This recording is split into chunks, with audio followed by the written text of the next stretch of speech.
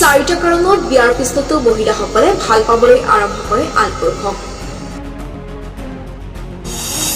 বিবাহিত জীৱন চলাবলৈ স্বামী স্ত্ৰীৰ মাজত মৰম আৰু বিশ্বাস থকাটো অতি প্ৰয়োজনীয়। কিন্তু যেতিয়া কোনো কাৰণত দুয়োৰে মাজত তিক্ততা বাঢ়িবলৈ আৰম্ভ কৰে তেতিয়া সেই পৰিস্থিতি সম্পৰ্কটোৰ বাবে মাৰাত্মক হৈ পৰে। বহু সময়ত কোনোবা নহয় কোনোবা কাৰণত তৃতীয় ব্যক্তিৰ বিবাহিত জীৱনত প্ৰৱেশ কৰে। কিন্তু বিয়াৰ পিছত বহু পুৰুষে আন মহিলাৰ সৈতে আকৰ্ষিত হ'বলৈ আৰম্ভ কৰে। অৱশ্যে এইবোৰ বিষয়ত মহিলাও পিছ পৰি নাথাকে। হয়, সেইবাবে আমি আপোনালোকক কম কি কাৰণত মহিলাসকলে আন পুৰুষৰ প্ৰতি আকৰ্ষিত হয়। 1. কেতিয়াবা অকলশৰীয়া অনুভৱ কৰা।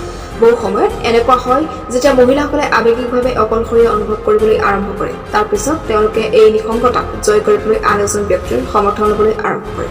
সাধাৰণতে স্বামীৰ সৈতে সময় কটোৱাৰ মৰম সন্মান আৰু সুযোগ নাপালে মহিলাসকলে অকলশৰীয়া অনুভৱ কৰে। 2. প্ৰতিশোধ লোৱাৰ অনুভৱ। বহু সময়ত মহিলাসকলে নিজৰ সংগীৰ কথা ইমানেই আঘাত পায় যে স্বামীৰ পৰা প্ৰতিশোধ ল'বলৈ আন কাৰোবাৰ লগত প্ৰেমৰ সম্পৰ্ক স্থাপন কৰে। 3. অতীতক পাহৰিব নোৱাৰা। বহু ক্ষেত্ৰত যেতিয়া ছোৱালী এজনীক নিজৰ ইচ্ছাৰ বিৰুদ্ধে আন এজন ব্যক্তিৰ লগত বিবাহ কৰাই দিয়া হয় তেতিয়া তাই প্ৰথম প্ৰেম পাহৰিবলৈ অক্ষম হয়। নিজৰ অতীতটো পাহৰিব নোৱাৰাৰ বাবে তাই কেতিয়াও নতুন সংগীৰ সৈতে আৱেগিকভাৱে সংযোগ স্থাপন কৰিব নোৱাৰে আৰু এনে অৱস্থাত তাই আকৌ প্ৰথম প্ৰেমৰ প্ৰতি আকৰ্ষিত হ'বলৈ আৰম্ভ কৰে। 4.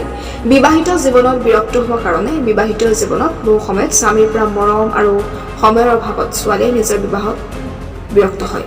এই সময়ছোৱাত যদি তেওঁ আন পুৰুষৰ দৃষ্টি আকৰ্ষণ কৰিবলৈ আৰম্ভ কৰে তেন্তে তেওঁ নিজেও তেওঁলোকৰ প্ৰতি আকৰ্ষিত হ'বলৈ আৰম্ভ কৰে, যাৰ কাৰণে তেওঁলোকৰ বিবাহিত জীৱনৰ তিক্ততা আহিবলৈ আৰম্ভ কৰে।